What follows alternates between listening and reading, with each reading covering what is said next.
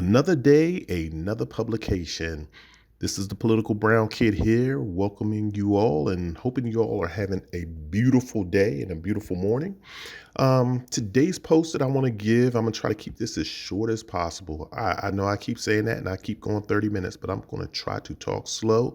And then if anybody wants me to expand and provide more specificity to what I'm going to say in this post right here, please hit me up and I'll probably try to address it in one of my random, one of my random posts where I answer questions, and I may take the time to um, give you more detailed, thorough information. But the post today is just about being a welfare case or charity case and victim. And we as Black people, I'm saying we because I'm included in this pile, we are nothing more than victims in charity cases for the entire planet. The entire planet. That's what we are. The rest of the world sees us as victims in charity cases. I told you before, all of these posts that I make tie in. So you got to go back and listen to all of them. Please go back and listen to all of my posts. I told you before that the world basically said during the 1960s and 70s, there was a historian or somebody that said blacks contributed nothing to modern civilization, not even to the sciences, not even to the arts. That's what they say. When you look at the way the world treats and give you specific answers, like when the world looks at us, we are no more than entertainers and athletes. That's what we are. And when you look at the accomplishments, when you look at specifically, you look at the COVID pandemic, you've heard all kind of people praise Sweden or Norway or Germany. You know, they're giving all of these other countries props for the way that they've handled the COVID situation. But then when they look at African countries like Tanzania, Kenya, Nairobi, Namibia, South Africa, any of those countries that are doing well and showing low numbers, it's just, oh, well, they got lucky. There's nothing scientific or there was nothing strategic to that approach. They just got lucky. They always minimize your accomplishments. But that's not really what this post is going to focus on. But I'm just kind of giving you tie-ins to how the world treats us. When the world wants to look at Black people or Black countries, they look at us as victims. All throughout the 80s, trust me, if for most of you Generation Ys and Zs, y'all don't remember this, but throughout the 80s, all you saw in commercials were TVs of white people over in Africa making oatmeal and making grits and milk and I don't know, God knows what. And they would show some little baby with flies on their faces, basically a skeleton. And they would show whites going over there saving Africans from themselves because we're victims. I'm telling you, when you watch these TV commercials, even here in the United States, you'll always see these commercials when they start talking about the poor and they start talking about the destitute in this country. You're going to always see a commercial and it's going to have a Black face or Latino face. They throw Latinos in there too. You're always going to see some Black school that's underperforming and some white teacher in there leading the charge for those kids. You're going to see white people looking at us, using us as the face of poverty, using us as the face of despair, whether it's an African country, whether it's a Black neighborhood in America, or whether it's just a Black person. That's what they do. So looking at I'm making this post around the NBA 2021 NBA All-Star Weekend. And I guess, like I told y'all, George Floyd has changed your lives forever. You better I think y'all better either take that picture of Martin Luther King down in your house or right above him or right next to the side of him. You better put a picture of George Floyd up too. You know, that's what your Black aunties and mamas do. They got that picture of Jesus up. And with the white Jesus, they got that picture of Jesus up right next to Martin Luther King. Y'all better make space for George Floyd because he has changed the landscape. Because now the NBA and the NFL and everyone, they're trying to act like they're including you guys in, but they're treating you like victims. The NFL, look at what the NFL did. They had Negro Day, and I want to use the N-word. They really had N-word Day. but I'm not going to use that word because I don't want to offend a lot of you people. And I don't want my post to get taken down. And I need to stop using the word. But they had N-word day. NFL, after all of these years of persecuting Colin Kaepernick, now all of a sudden this man can't find a job. But yet, in order to make you guys feel good and to appease you guys, they treat you like victims. They don't want to make you guys owners. They don't see you as equals. You're not owners. You don't own the NFL. Even if they added one or two black owners, you don't own the NFL. The NFL owns you. What you should have done was have your own league. And I'm going to make a post about that. I'm going to give y'all an inconvenient truth on this whole desegregation. On integration. Integration ruined the black community, but that's going to be for another post. I just gave you a precursor to that. Integration destroyed us. But I want you guys to think, before I get into this topic, I'm rambling, but before I get into this, let me give you an example. Let me give you a scenario. If you were on your job and you were one of the best, brightest workers there, and every time a promotion came up, they gave it to someone else. They kept giving it to someone else, kept giving it to someone else. And then every time you threatened to quit or you called them out on it, and every time you threatened to walk away, they said, no, we really need you. We need you. You're so smart and so bright. We promise the next promotion is yours. And then they keep doing it to you. They keep doing it to you. They may give you a little raise here, a little raise there, a little perk here, take a vacation, give you a little check, give you little accolades. Let's acknowledge so-and-so because they're trying to appease you, but they never promote you. They just keep playing games with you. They keep playing games with you. And every year you go through this cycle where you're fighting with the organization for a promotion. They're denying you. They give you a bonus. And then they say, Chad, he's our man. If he can't do it, no one can. And they keep giving you just these little speeches and accolades, but they keep passing you up for a promotion. You keep getting pissed. You keep going through this cycle year after year. Now, I'm not the one who uses it. I hate this terminology, but people say the definition of insanity is doing the same thing over and over with the same result. I don't think that that's the true definition of insanity. That's just what people like to say. I think it's a stupid saying, but I think it's the definition of foolishness. It's definitely the definition or exactness of foolishness and stupidity for you to keep sticking your hand on a hot stove and keep burning yourself and keep doing it over and over, expecting different results. And that's exactly what that scenario is. If you're dating a boyfriend and he keeps cheating on you, having babies with other women, and every year you keep saying, I'm gonna leave you, you keep disrespecting me, you treat me like trash, and he keeps saying, baby, I'm sorry, I'm gonna do better, I'm not gonna do it anymore. And then he keeps doing it. And you keep taking it back, you keep threatening to leave. It's the same thing. And that's what black people have been going through in America. Every year, every decade, we get along fine. We love the white man. We can't live without the white man. We can't live without the white woman. And then something tragic happens in this country, whether it be some black people at Starbucks that get the police called on them. And then we run to a black establishment to shop. And that lasts maybe 2 or 3 weeks. And then we back at Starbucks. Or a black person gets their neck snapped by the police, gets shot or killed by the police, and we protest for more rights and more rights. And then the white man says, we promise we'll do better. And then we keep taking them back. And in the NFL, it's the same thing. We get mad and demand more and more and more rights from the white man. Instead of creating your own league, we keep demanding and complaining. And then they say, oh, well, we'll create the Rooney Rule. Well, every black person needs to be interviewed. And then we get satisfied. And then 5 years later, we find out the Rooney Rule is crap. And then we just keep complaining and complaining. And then the only reason why people will give you something is because you threaten to leave. You threaten to start your own league. Then they give you 1 or 2 black owners. But that's not respect. That's treating you like a charity case and pitying you. And that's exactly what the NFL has done. If you look at it, just because of George Floyd, now it shouldn't take George Floyd for the NFL to say, you know what, Let's incorporate lift every voice and sing into. They gave y'all Negro Day the first week. They only did week one. Let's lift every voice and sing the Negro National Anthem and have Negro Day. And then we'll talk about Martin Luther King. They love talking about Martin Luther King. They don't talk about any other Negro besides Martin Luther King. We had no other because he's the safe one. They ain't gonna tell you about Nat Turner.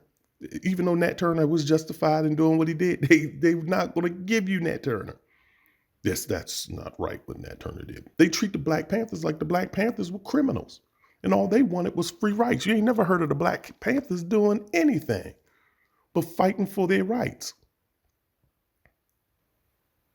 And yet they treat the Black Panthers like they are pariah, like they are the Ku Klux Klan equivalent. That's what they do.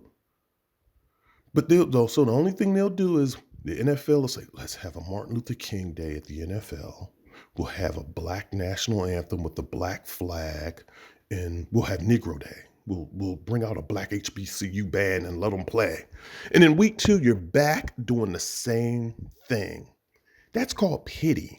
They treat you like a charity case, and then white people feel good because white people get to go on CNN and say, see, we gave them Negro Day. The NFL is so nice. See how nice we white people are. We take care of you, Black people. We take care of you. We've promoted Mike Tomlin. We've promoted you guys, and we've given you Negro Day in the NFL. And then the other 16 weeks or the other 16 weeks, I think, then it's back to, the national anthem and doing everything else that they've done.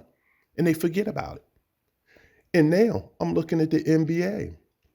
Let's look at it. The NBA, the National Basketball Association here in America. Oh, rapper Jack Harlow, white rapper. I never even heard of Jack Harlow. Never heard of him. Rapper Jack Harlow donating $500,000 to 2 HBCUs in Kentucky. He's a white man taking care of you guys because you guys are charity cases. HBCUs are charity cases. I went to one. I don't think we're charity cases, but that's the way the world, and that's the way other Black people treat them, because you didn't see Obama send his daughters to a HBCU. You didn't see any other prominent Black people send their kids to a HBCU. I went to school with Andrew Young. Andrew Young's son went to HBCU. Told you he got his ass whipped up right up at Howard homecoming. I was there when it happened. I wasn't there when it happened, but I heard about it. Yeah. Probably the only person I could think of. You didn't see Obama send his daughter. His daughter loves a white man. But here we go. Nobody wants to send their kids to a HBCU, but when it comes to being charity and it comes to trying to show y'all that y'all down with Black people, y'all treat us like charity cases. You're going to donate $500,000 to 2 HBCUs. We'll see how long $500,000 doesn't go a long way. I mean, don't get it twisted. Jack Harlow, I appreciate what you're doing. I'm not trying to dump on you. It may sound like that, but it's good that you donated. And I think, was it Jeff Bezos' ex-wife, or was it, I forget, was the lady who just donated like $20 million to HBCU? White woman. She donated $20 million, but it's still your charity cases. And now the NBA, you've been running the NBA for 900 million years? The NBA been around since probably since 1910. I don't know. NBA's been around for over 100 years. Damn near, probably.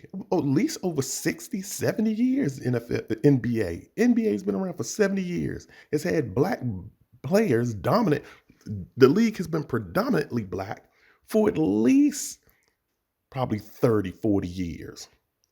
And now all of a sudden you want to have an HBCU themed court. And we're going to probably do some HBCU stuff. And we'll bring out an HBCU band. And then I didn't even watch it. I can't watch sports this year. It's horrible without fans in the stands. This COVID stuff is, that's a whole different conversation. I'm not even going to say it.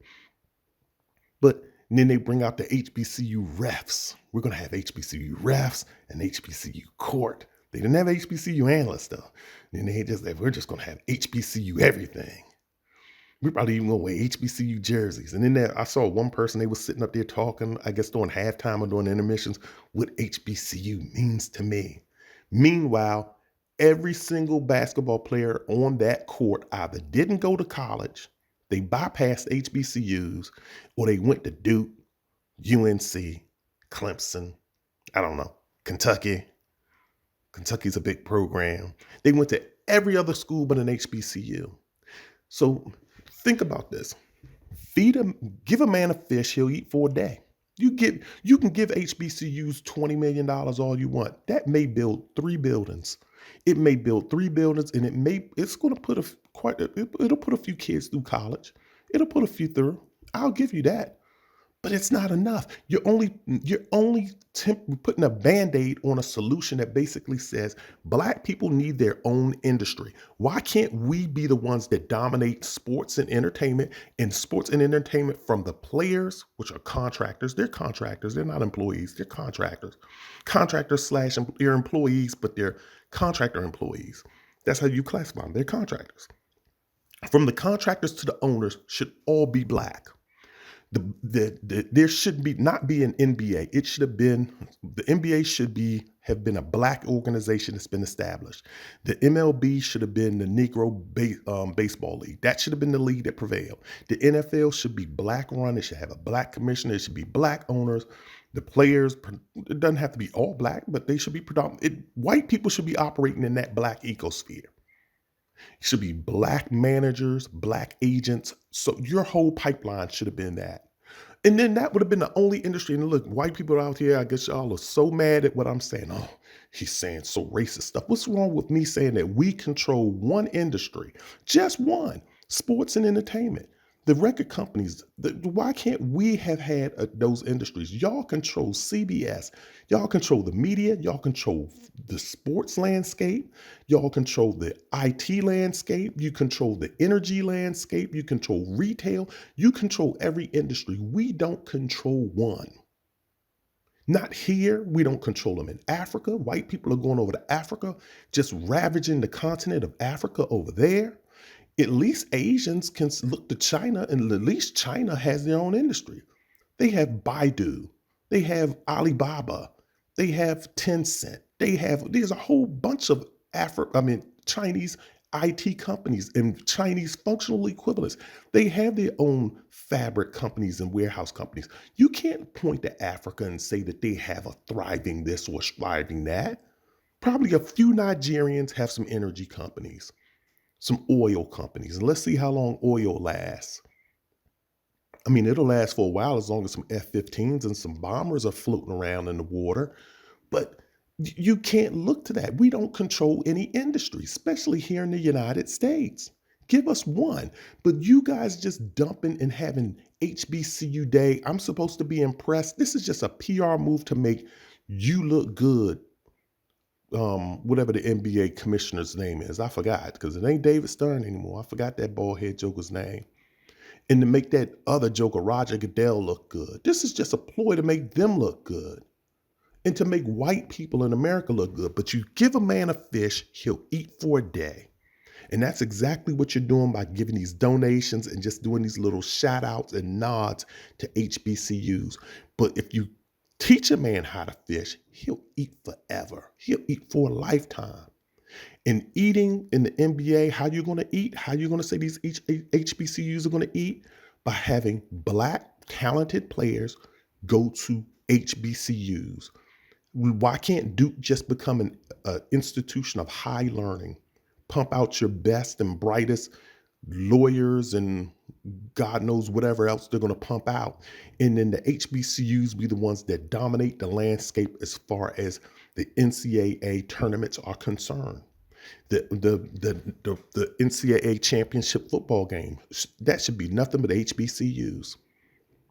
As far as as far as football and basketball is concerned. And white people, y'all can dominate in tennis and golf and hockey and whatever sports that y'all dominate in. And in the NCAA, y'all dominate in that. But basketball and football should be us. And it should be HBCUs that lead that.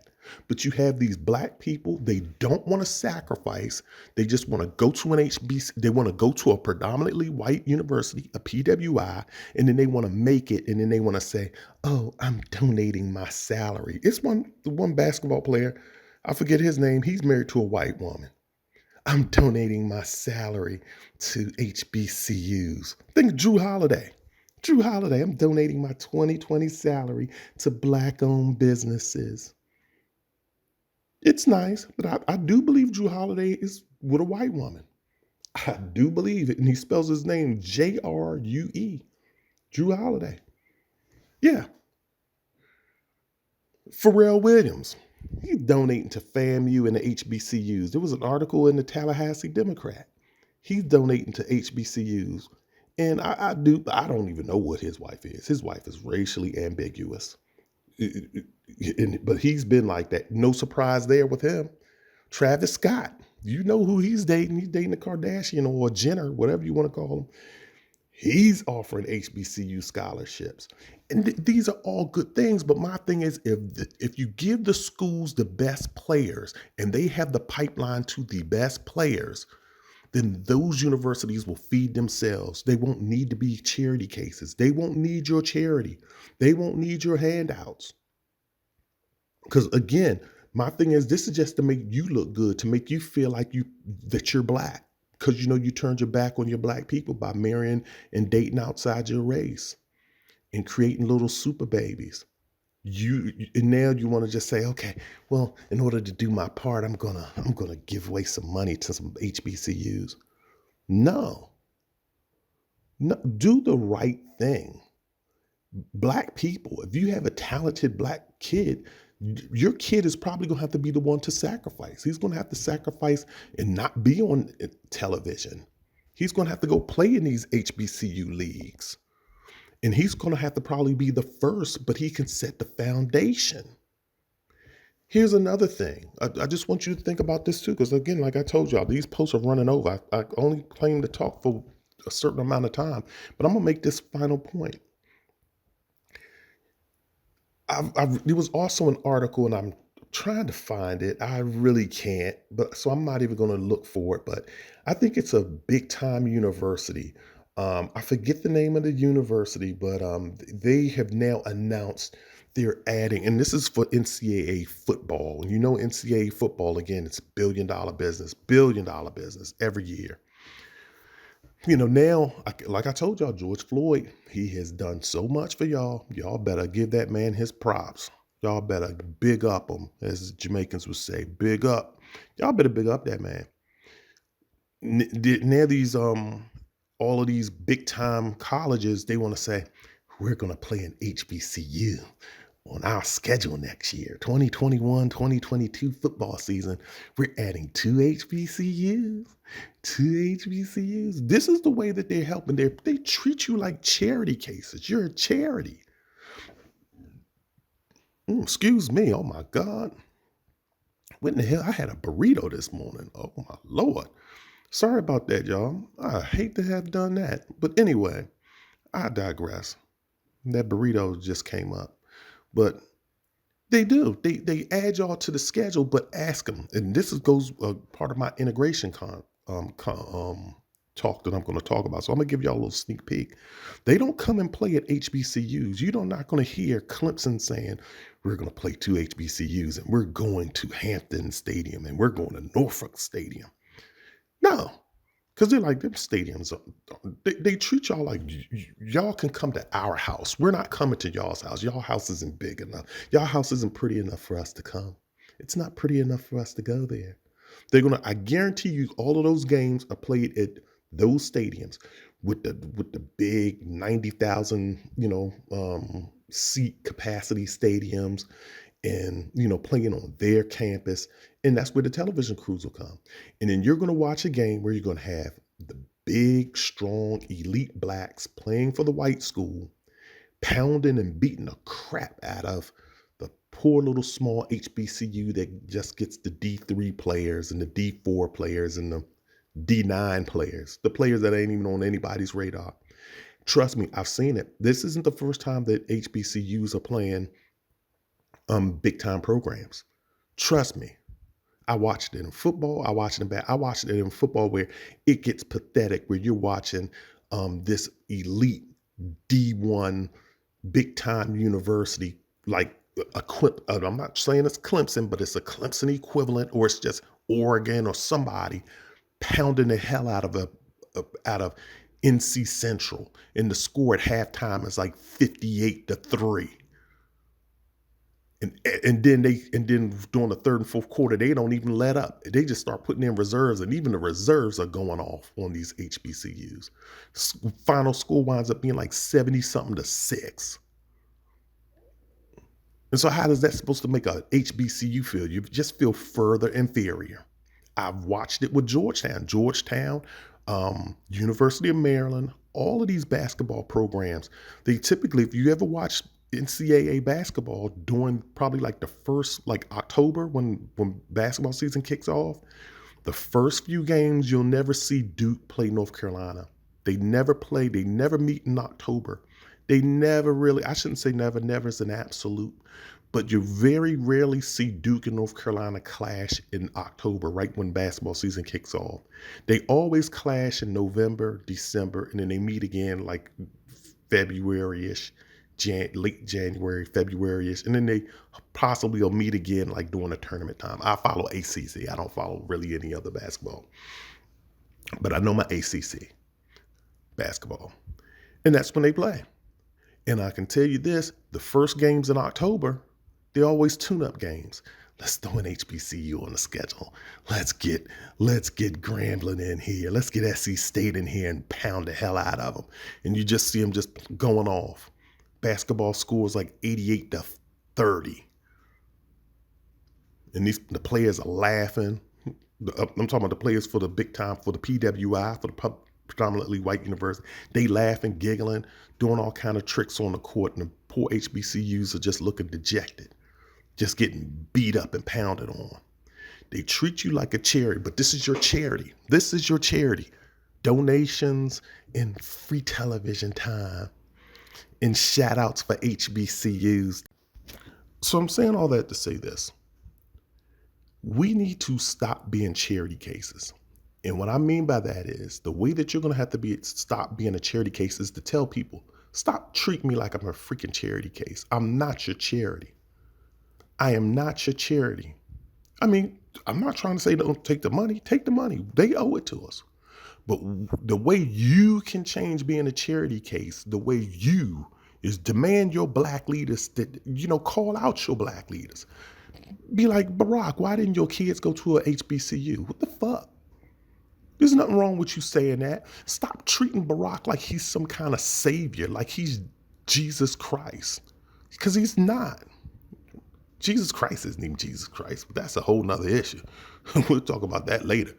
But stop, demand him, to ask him, call his ass out. His stuff doesn't stink. His crap doesn't stink. Ask him specifically. Say, hey man, why couldn't you send your kids? Why didn't you pressure your kids to go to an HBCU? Hey, Michelle Obama, you too. This question goes for you too. These are your daughters too. Ask these black celebrities that y'all claim are our great leaders. Where's your HBCU kid? Which HBCU is your kid going to? Ask them. Ask these D1 athletes that are coming out of college and coming out of high school, what school is your kid going to? Which HBCU is your kid going to? And if they're not going to an HBCU, why not? And then call their asses out. And then tell them, hey, look, man, I can't support you no longer. You disappoint me. You really disappoint me. These are the conversations that we are going to have to start holding. We're going to have to start holding these people accountable until the best and brightest of our people go to our universities. And then one day, I can guarantee you, it may not happen in 1 year. It may not happen in 7 years. But I guarantee you that ultimately you can change the landscape. And ultimately, one day, people will be looking back and being like, remember when Duke used to be a great basketball program, Duke in North Carolina? Remember when the PWIs used to dominate? Now it's nothing but the HBCUs. Now all you hear about is Norfolk State and Howard and South Carolina State. Dang, that's all you hear about. Wow, Delaware State is killing it this year. That's all you should be hearing about. It's not going to happen overnight, y'all. So don't get frustrated. Most of you athletes, if you go there and it doesn't work out the first year or the second year, I mean, you're going to have to be the one to sacrifice. I'm sorry to say it, but you have to go.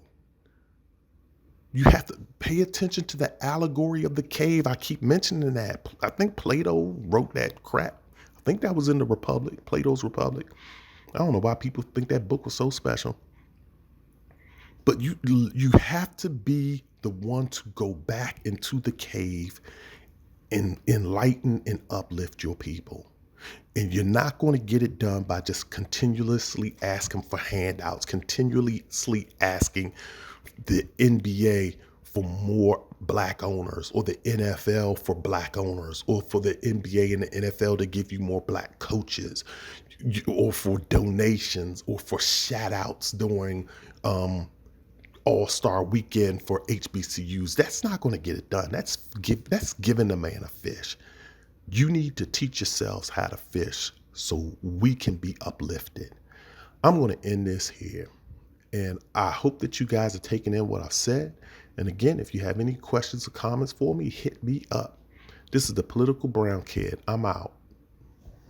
That's what they do for you guys. They just treat you this way.